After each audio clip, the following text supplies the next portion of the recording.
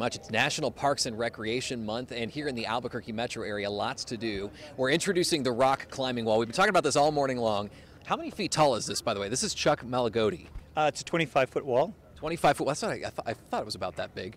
And this is something that's portable, right? The Parks and Rec can take around? Correct. It actually folds on to the trailer, and we can take it almost anywhere as long as we have a decent place to set up, flat and good in and out. Okay. Now, Josh, one of our floor crew members, is going to climb versus one of these kids here in a second. We're going to do a race to the top. But first, tell me about Parks and Recreation, what you have to offer. This is one of the cool things that you've got going. Right. This is part of the Recreation Division, but there's 6 other divisions in Parks and Recreation. There is golf, aquatics, park management, open space, administration, and planning and design also. So tell me about the other opportunities that might be available for somebody who wants to participate in activities.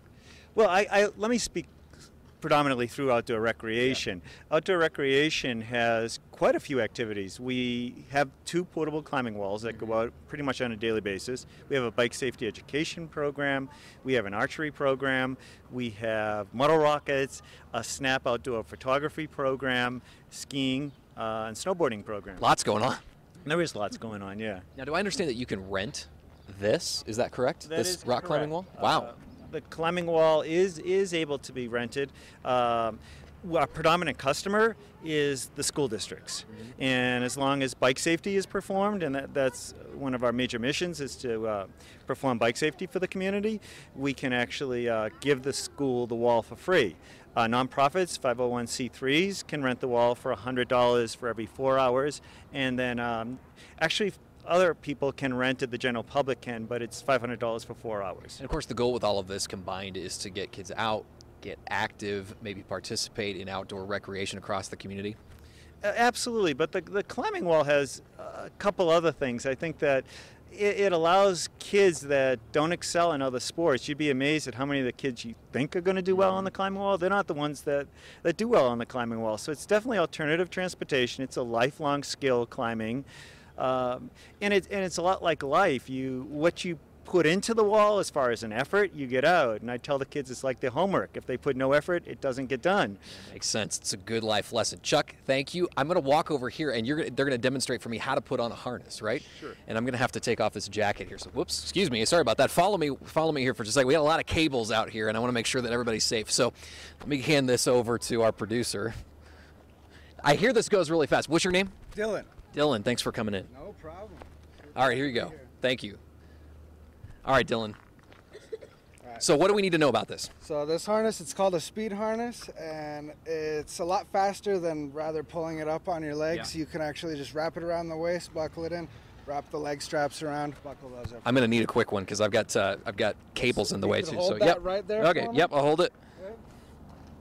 So this is obviously all about safety. You want to make sure that you're safe when you're going up the wall, right? Yeah. This will keep you from falling, and you got to come down, and you can't climb down, so you let go. This is attached to the carabiners on the ropes. Yeah. Ropes are attached to the auto belay system up there. It lets you down nice and slow after that. Okay. So supports you underneath, which is good. There you go, because you want to make sure that you're not obviously falling down, because you're going to be taking this all the way up to the top, and it's going to support you on the way down. With you all the way up to the top. We'll buckle that in, make sure it's tight. Yep. Come over to this side. You want go down low?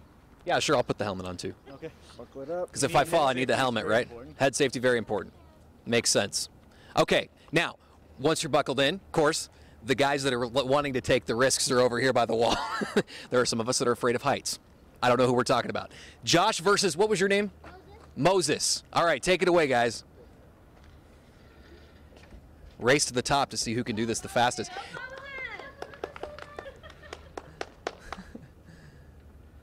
See, now is there an easy side to this, Chuck, versus a more difficult side? Yeah, actually they're both on one of the easier routes. That route with the little crevice inside is actually more difficult to climb. Josh, I think Moses got you. Congratulations to him. Boy, he moved up there like a monkey. All right, tell me again, once again, where we can find this, where we can get more information on it if we're interested in participating. You can go to the website cabq.gov/recreation. There's 2 numbers you can call, 768-5328 or 768-BIKE, which is 2453.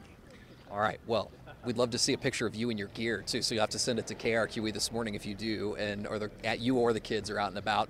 We appreciate it. Chuck, thanks so much with Parks and Rec, and of course for bringing this in this morning to demonstrate. Thanks guys for racing. Nice job, both of you.